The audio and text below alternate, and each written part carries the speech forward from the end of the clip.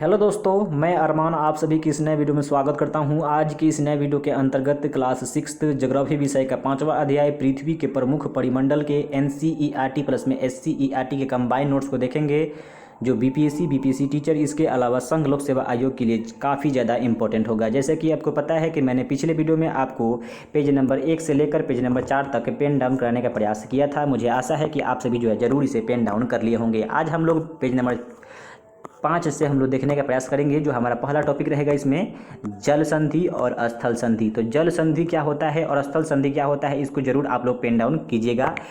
इसमें हमारा जल संधि है, तो जल संधि जो है ये पानी का एक संकरा भाग होता है जो दो बड़े जल राशि यानी कि समुद्रों तथा महासागरों को एक दूसरे से जो है जोड़ता है। जैसे कि भारत और श्रीलंका के बीच जो है पाक जल संधि है, और पाक जल संधि के तहत जो है भारत और श्रीलंका जो है एक दूसरे से अलग है। इसके अलावा स्थल संधि क्या होता है, तो ये स्थल का संकरा भाग होता है जो दो बड़े स्थलीय भागों को एक दूसरे से जोड़ने का कार्य करता है।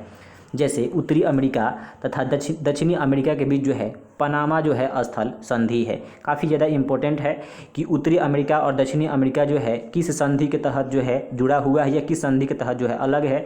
तो पनामा जो है स्थल संधि, वो भी ध्यान देना है कि ये स्थल संधि है, ये जल संधि है। अगला हमारा चौथा महादेश रहेगा दक्षिणी अमेरिका, यानी कि क्षेत्रफल के हिसाब से देखा जाए ये चौथा जो है सबसे बड़ा जो है आपका महादेश यानी कि महाद्वीप है। इसके अधिकांश भाग जो है वो दक्षिणी गोलार्ध में है। हम लोग मैप के माध्यम से सबको जो है क्लियर करेंगे कि इसका अधिकांश भाग जो है दक्षिणी गोलार्ध में कैसे है। इसके अलावा यहाँ जो है अमेजन नदी जो है बहती है, जो विश्व की सबसे बड़ी नदी है। यहाँ पे ध्यान देना है, विश्व की सबसे बड़ी। एक मैंने आपको बताया था लंबी नदी, तो लंबी नदी मतलब कि जिसका केवल लंबाई बहुत अधिक हो। अब बड़ी के मतलब कि इसका जो है चौड़ाई अधिक हो, तो जिसका चौड़ाई अधिक हो उसे हम लोग बड़ी बोलते हैं, और जिसका लंबाई अधिक हो उसे हम लोग बोलते हैं लंबी नदी। तो नील नदी जो है विश्व की सबसे लंबी नदी है जो कि आपके अफ्रीका में बहता है। और वही आपके बात की जाए अमेजन नदी, तो अमेजन नदी जो है विश्व की सबसे बड़ी नदी है जो कि आपके दक्षिणी अमेरिका में, और जो आपकी लंबी नदी है वो अफ्रीका में बहता है। वो विश्व की भी सबसे लंबी नदी है, ये जो है हमारा विश्व की जो है सबसे बड़ी नदी है। ध्यान देना है यहाँ पे जो है अमेजन नदी के आसपास के क्षेत्र को जो है अमेजन घाटी कहते हैं, और जो अपनी वनस्पति तथा घने वन के लिए जो है काफ़ी ज़्यादा प्रसिद्ध है। दक्षिणी अमेरिका के जो है पश्चिमी भाग में जो है संसार की सबसे लंबी पर्वत श्रृंखला है जिसे एंडीज पर्वत कहते हैं। इसकी जो आपके फैलाव है वो उत्तर से दक्षिण तक है। इसके अलावा दक्षिणी अमेरिका जो है भूमध्य रेखा इसके उत्तरी भाग से तथा मकर रेखा जो है इसके दक्षिणी भाग से होकर गुजरता है। जैसे कि चित्र के माध्यम से हम लोग समझ सकते हैं, ये रहा हमारा दक्षिणी अमेरिका। तो सबसे पहले देखिए ये रहा हमारा 0 डिग्री इक्वेटर यानी कि विषुवत वृत्त। इसके अलावा इसे हम लोग भूमध्य रेखा के नाम से भी जानते हैं। तो पृथ्वी को दो बराबर भागों में बांटने वाली रेखा जो है भूमध्य रेखा कहलाता है। इसके ऊपर वाले भाग को बोलते हैं उत्तरी गोलार्ध और इसके नीचे वाले भाग को बोलते हैं दक्षिणी गोलार्ध।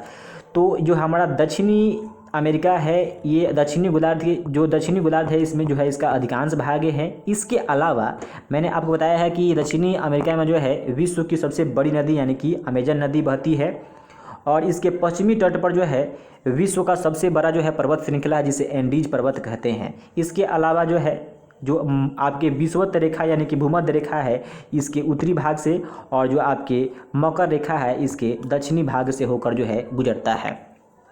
आगे हम लोग समझेंगे, हमारा 5वां रहेगा अटलांटिक महादेश यानी कि दक्षिणी गोलार्ध में दक्षिणी ध्रुव के पास यह स्थित है।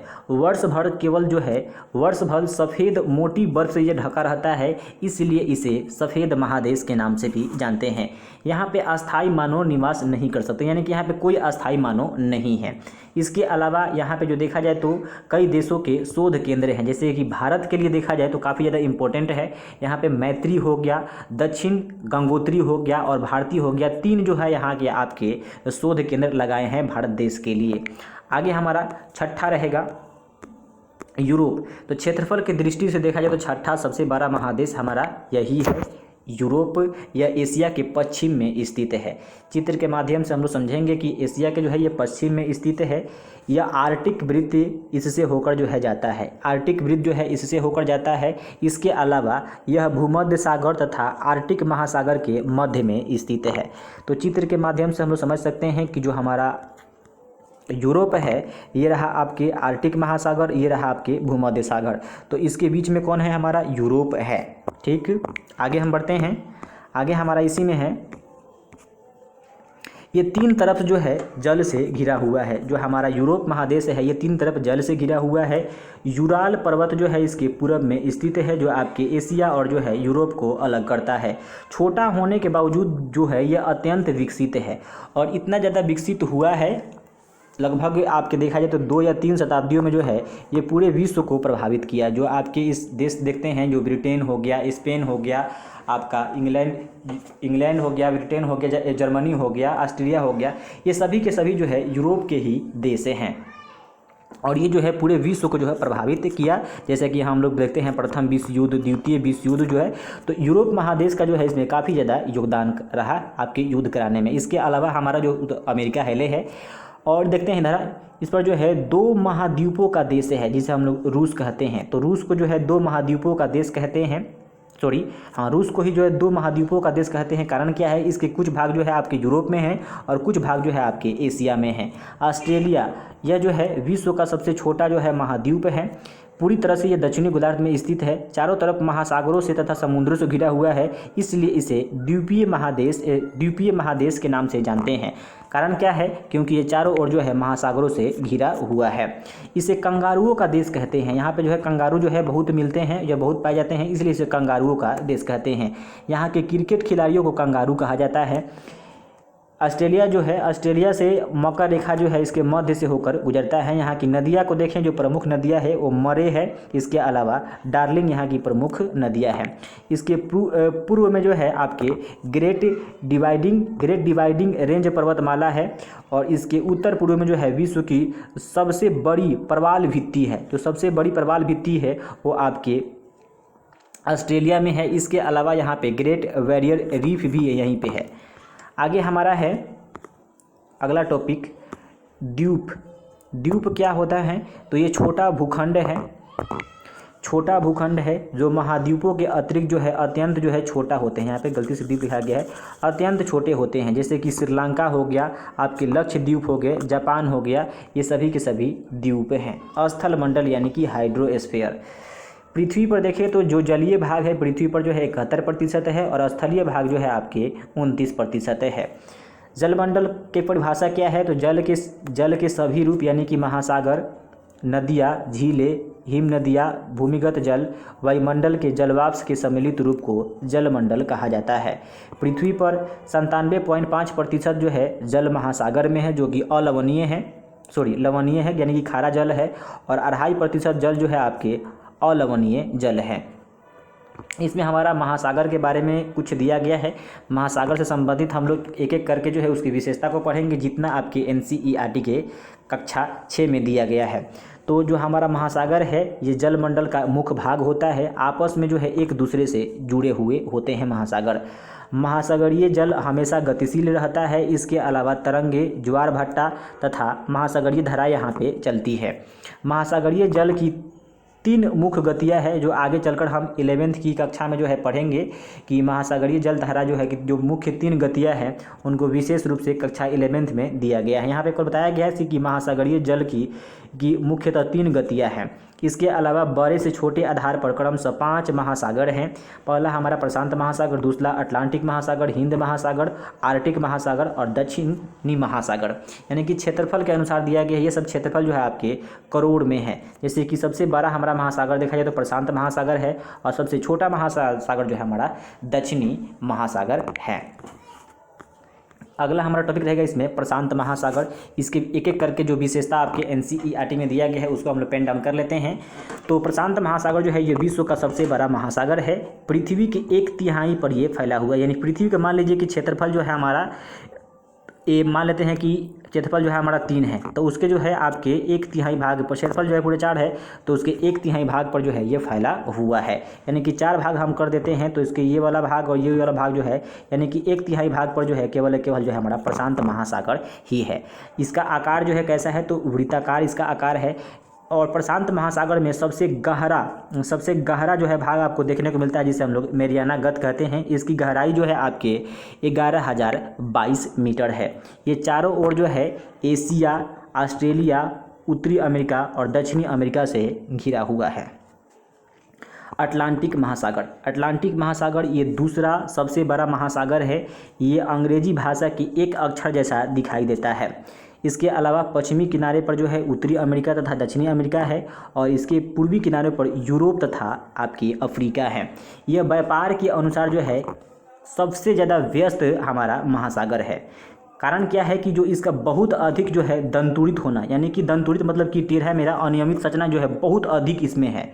अनियमित एवं दंतुरित तट रेखा प्राकृतिक पोताश्रय तथा पतन के लिए आदर्श स्थिति माना जाता है। तो ये बहुत अधिक जो है आपके दंतुरित है, यानी कि बहुत ज़्यादा इसमें जो है आपके देखा जाए तो ऐसा ऐसा जो है आपका अनियमितता जो है दिखता है, जो व्यापार के लिए जो है काफ़ी ज़्यादा व्यस्त क्षेत्र है। यह व्यस्त महासागर है आपका। वीजी जो है आपका महासागर कौन सा है, तो आपका अटलांटिक महासागर।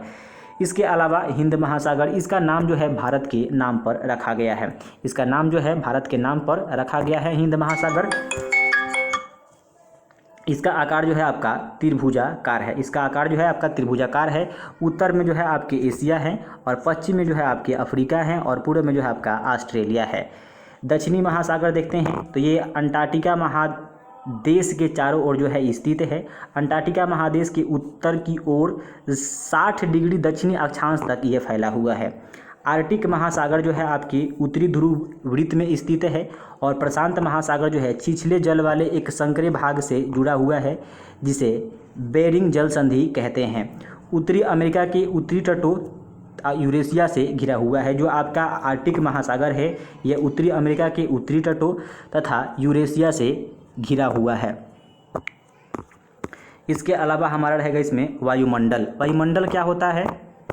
वायुमंडल पृथ्वी के चारों ओर मौजूद गैसीय आवरण को वायुमंडल कहा जाता है। वायुमंडल जो है सूर्य से आने वाली पराबैंगनी हानिकारक की किरणों से जो है बचाता है हमें। इसका जो आवरण है लगभग 1600 किलोमीटर ऊंचाई तक फैला हुआ है। घटकों तथा तापमान के आधार पर इसे 5 वर्गों में डिवाइड किया गया है। क्षोभ मंडल, समताप मंडल, मध्य मंडल, इसके अलावा आयन मंडल और आपके बहिर्मंडल। इसके अलावा जो है इसमें जो गैस हैं वायुमंडल में हमारा नाइट्रोजन हो गया, ऑक्सीजन हो गया, कार्बन डाइऑक्साइड हो गया, आर्गन हो गया।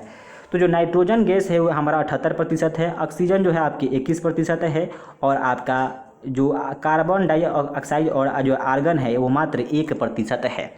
जो नाइट्रोजन है यानी कि कहा जाता है कि वायुमंडल में सबसे अधिक जो गैस की हमारा मात्रा है वो नाइट्रोजन का है। लेकिन कहा जाए कि पृथ्वी पर सबसे अधिक गैस कौन सी है तो हमारा ऑक्सीजन मारेंगे हम लोग, क्योंकि यहाँ पे लोग गलती करके आते हैं।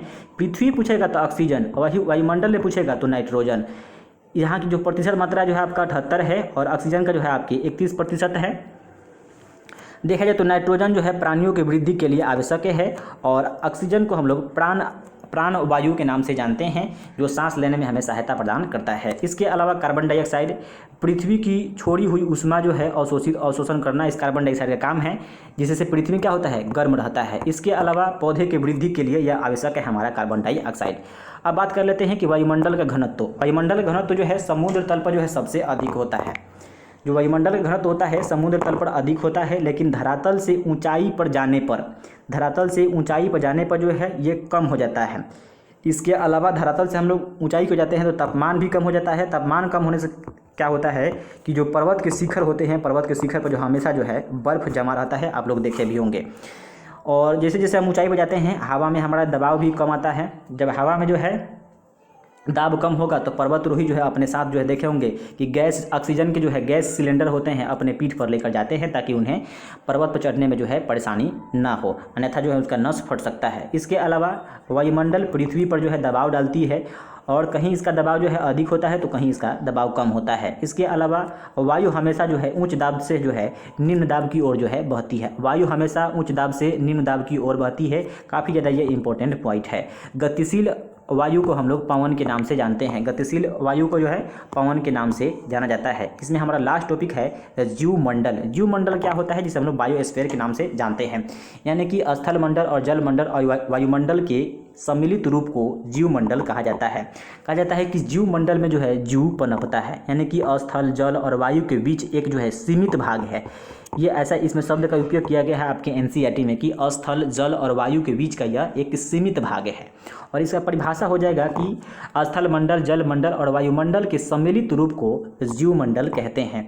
यहाँ जो है जीवन पनपता है। यहाँ पे जो प्राणी है वो जंतु जगत और जो है पादप जगत 2 वर्गों में बांटा गया है यहाँ के प्राणी को। इसके अलावा यहाँ मानव सहित सभी जीव जंतु जो है निवास करते हैं या जुड़े हुए हैं जीवमंडल से। जितने भी सूक्ष्म जीव, बैक्टीरिया हैं, सब जो है इससे से जुड़े हुए हैं। तीनों मंडल जो है पृथ्वी को किसी न किसी रूप में जो है प्रभावित करते हैं। जैसे कि एग्जाम्पल के माध्यम से हम समझ सकते हैं कि वनों की यदि हम कटाई करते हैं तो मृदा का कटाव होगा, और जब मृदा का कटाव होगा तो क्या होगा कि वायुमंडल में कार्बन डाइऑक्साइड की मात्रा बढ़ेगी। जब कार्बन डाइऑक्साइड की मात्रा बढ़ेगा तो पृथ्वी पर जो है तापमान में वृद्धि होगा। जब तापमान में वृद्धि होगा तो इसे हम लोग बोलेंगे भूमंडलीय तापन। इसके अलावा जो है क्या होगा कि अनेक प्रकार की आपदाएं आएगी, मौसम में आपको परिवर्तन देखने को मिल जाएगा। तो इसीलिए कह सकते हैं कि जितने भी हमारी जो आपके पृथ्वी के प्रमुख मंडल हैं वो एक दूसरे से जो है कटिबद्ध यानी कि जुड़े हुए हैं। अगर उनमें छेड़छाड़ करते हैं तो हमको जो है किसी न किसी रूप में वो प्रभावित करेंगे। तो आज की कक्षा जो है पूरी तरह से समाप्त हो चुकी है हमारा चैप्टर नंबर 5। अगर आपको अच्छा लगा है तो वीडियो को लाइक कीजिए, साथ ही साथ अपने फ्रेंड के पास भी इसे ज़रूर शेयर कीजिए। तब तक मिलते हैं एक अगले वीडियो के साथ, तब तक के लिए धन्यवाद।